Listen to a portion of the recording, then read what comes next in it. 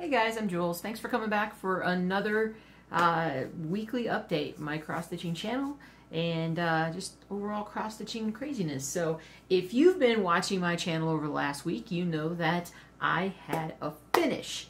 And not only did I have a finish, but this past Sunday I went through in a live stream like all the projects I had sort of in a storage bin, and actually a couple very large bins, and went through a bunch of my different projects that both I have been working on, but also ones that I haven't shown, the ones that weren't included in the sort of the 2020 end of year extravaganza.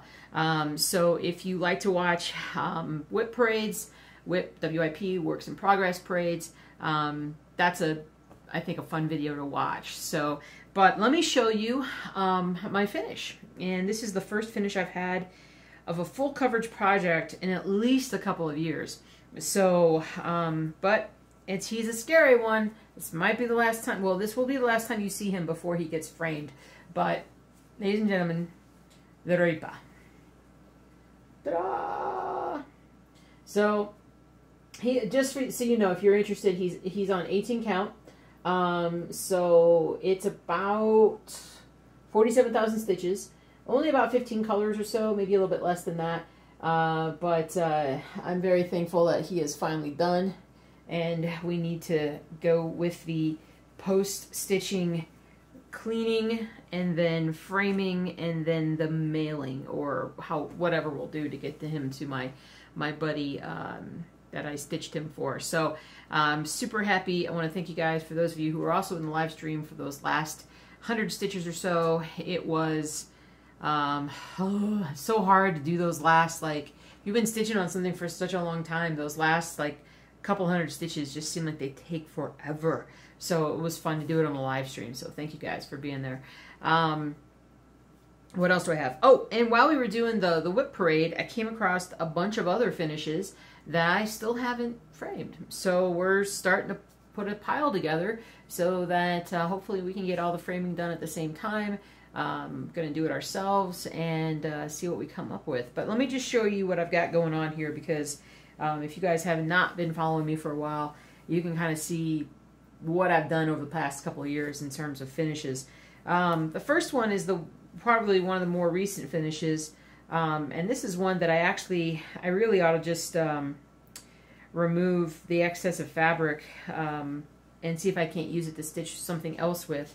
But this is E Pluribus Unum, and I really like this. And I don't often stitch on linen, but in this case I did, and I want to say this is 32 count.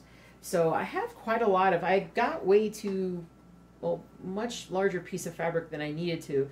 So actually I have quite a bit over here that I could stitch.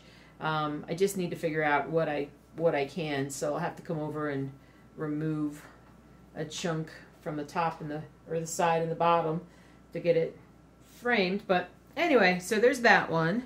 And then I have, well, I had, what happened to the pile I had? Is it still in my lap, but I just don't realize it? Well, seriously, losing my mind. I'm telling you, a little gremlin came along. I had like 4 or 5 of them. Got this little tiny thing. Housework never killed anyone, but why chance it? Is that what it says? Why take a chance? So it's one of the first ones I ever did, actually. And again, on linen. You never see me stitch on linen, but I have a couple linen finishes here. And so I need to get that one done. And then I have a Ronnie Rowe. Oh, okay, I just balled it all up. Then I have, well, I'll show you the Ronnie Rowe. So Ronnie, if you're watching, this was the third one that I finished of Ronnie's Pen and Ink series. But there's that one. And so this is the third in a 3-pack that I kind of got years ago and decided that I wanted to stitch them as a sort of a series. So you can see how long ago it was. I taped the edges because I didn't know about serging back then. So, but this is one that I can't wait to get framed. I'm going to frame it similar to how the other two are framed and get it up on the wall, and it's going to look amazing. So, and then finally, This one's for my mom. And again, another sort of linen type. I forgot exactly if this is Lugana or what this is, but I love this. This fabric was awesome to stitch on. And this is it as well from my Big Toe Designs. So this one was for my mama. So it's going to her. And so yeah, so those are the finishes that I have had over the last, well, probably 3 years or so, because that Ronnie Rowe I finished at least a couple of years ago. And but yeah, I found the pile while I was going through the stack of stuff, and so I got to take it downstairs so we can start figuring out how we're going to finish them up. But so, and in the process of that, started pulling out fabric, and started pulling out this fabric and that fabric that I had, and starting to think about what else I can stitch on the fabric that I have, because we all know how hard fabric is to get right now. So for those of us who hoard, you know, having all this extra fabric is a nice thing because it allows me some flexibility in terms of what I stitch. And then what I did was, I mentioned in the finish, I've talked to you guys about, like, what will I start next? What am I going to work on next? And we know that I do need to work on Rainy Waterloo Place from Cross Stitch Collectibles. It is coming along. I actually haven't stitched anything this week, but this is what it looks like right now. But that is definitely going to get stitched on again at some point soon. But instead of working on that one, I wanted to work on another one of my own designs, because I need to get, like, some designs done so that if I actually want to go to a show next year, 2022, it's not that far away. It's April 1st is tomorrow, so it's not that far away. And so if I want to do that, I gotta start stitching. So, and I gotta start stitching my own stuff. So the only other thing I stitched on this week was one of my own patterns, and what I did differently with it is I started stitching on 25 count. And I hardly ever stitch on 25 count. The other thing I hardly ever do, rarely, if ever, tent stitch. A tent stitch is basically a half cross stitch. So instead of making, you know, going over and then going over and making an X, you're just doing one half of that. And if you're using a small enough fabric count, so the cross stitch fabric count is like counterintuitive. The higher the number, the higher the number, the more stitches you can fit in an inch. How about that? So like a 36 count will have a lot tinier stitches than an 18 count. Roughly, it'll be half the size. So if I use a 25 count fabric on some of my pieces and I do tent stitch, I will save half the time it takes for me to stitch something, theoretically, right? Now, I put that into practice this last week, and I started stitching on one of my new designs, another one of my monochromatic pieces that I love, as you can see by the Ronnie Rowe one that I did. But let me see if you guys can guess what this one is first. Now, let's see. I don't think I've shown, did I show anybody? I think I might have showed you guys on Sunday. But you can see how tiny it is. Now, when you pull back, you can't tell that they're 10 stitches. As you come forward, you might be able to see that. But I put in a very light gridding pattern with some erasable pen, not erasable, but water soluble pens, so they'll come off, and they'll also come off with heat, but very, very faintly. And I started off, I was going to actually grid the whole thing, and then I thought, well, that's just kind of dumb, because, I mean, look how wide the fabric, the pattern is going to be roughly about this wide, and why would I grid all this area that I'm not going to use? So what I just did was made sure that I started the piece at the top where it came right up against literally the top of the design, and then I'm just going to bring it on down. Now, it is not nearly as big as what this fabric is, but this was a leftover piece of 25 count that I had, so I'm just going to hold on to all this extra fabric for now, and when I absolutely determine how long the piece truly is, when I get closer, I will just go ahead and finish it, just cut it off and finish it, and can use that other piece at 25 count for something else. So what is this? What is this? This is going to be the Eiffel Tower, guys. If you haven't been following my store, I actually released a few weeks back a monochromatic one color, so I use black 310 on white fabric, monochromatic Eiffel Tower. And so far it's coming in really nicely. I am loving it. So with the 10 stitch, I didn't put this in the roller frame. I actually, in the end, because it's so tiny and I got to use my magnifiers, I end up, I'm doing a hoop stitch. If only I could talk. Cough.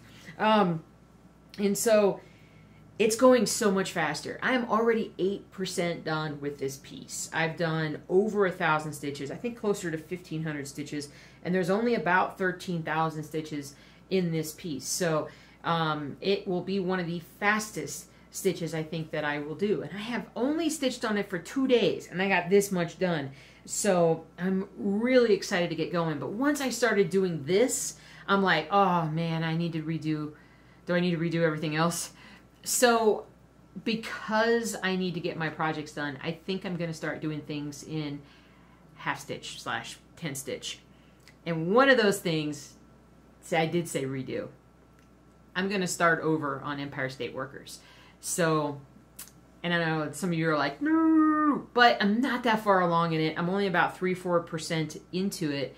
And I think that if I could have probably used this as the fabric. I could have just started it off with this instead of the other stuff. But it will be smaller, easier to carry around, easier to show, really show the detail. But, I mean, come on. You stitch in half of the number of stitches that you would normally do. I got to run with that. Because, I mean, as much as I've gotten done already with the piece, I will catch up to that and go even faster once I start 10 stitching. So I'm going to focus on this one of mine for now while I look through the rest of my stuff and see if I have any more 25 count that I could use for that. But otherwise, I'll probably order some more 25 count fabric so I can just jump ahead. Will I restitch Raising the Flag in a 10 stitch? I might, but not right now. I'm going to keep it in, it's already done. It's big, but that's not a bad thing because it's kind of powerful picture to begin with. So, but anyway, so I thought I would just share that with you guys. I seem to always kind of change and evolve and do different things. And part of it's because what you guys show me and teach me and especially during our live streams. And I really appreciate that. So, I'm just going to keep working at this 25 count. Thankfully, I can still see it. And it's light too. It's a light fabric. It's light to deal with. If you guys want to know where I get my fabric, I get it from a stitching shop, and it's in Denver, Colorado. And I literally just email them what I need, and then sometimes I send my husband, sometimes I go myself. But it's not that far away, so thankfully that's a good thing. But they'll mail as well. So outside of that, not a whole lot going on. And so it's gonna be like 70-something degrees this week, the next couple of days, which is kind of weird. So I don't really have a whole lot else to say. I am just super excited about this kind of new direction in cross stitch, which I seem to take about 3 or 4 times a year. But ultimately, it's all about getting the stitching done, and especially with my own stuff, I gotta get it done. So I know I keep saying that. So right now, the focus is on stitching. It's going to be the Eiffel Tower. And when I get more of it done, you guys will see exactly why. I promise. Rainy Waterloo Place. And Empire State Workers needs to come out. And Lincoln Memorial. I've gotten far enough along on Lincoln Memorial that I'm not going to change that one. I am going to continue to do that one in... Even though I'm not that far along, but I'm going to keep that one. I want that one to be a little bigger. I think that one will really pop at the size that it's going to be eventually. So I'm going to do that. And yeah, and then I'll get some more fabric so that I can continue on with some of my other pieces.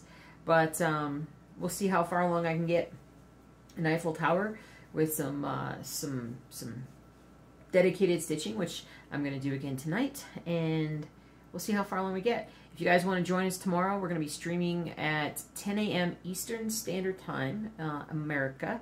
It's 8 a.m. Mountain Time where I am. It's the times that I usually stream live on YouTube or Twitch. Last week Twitch was a little weird. I could only stream on YouTube on Thursday, so that's usually the best place to see me. But we stream for a couple hours and stitch and talk and do stuff. So I hope you guys can join me. And if you're not, no worries. I'll see you next week. Have a great week. Be safe. Stitch away. Happy stitching. Stitch what you love. Love what you stitch. I'll talk to you later.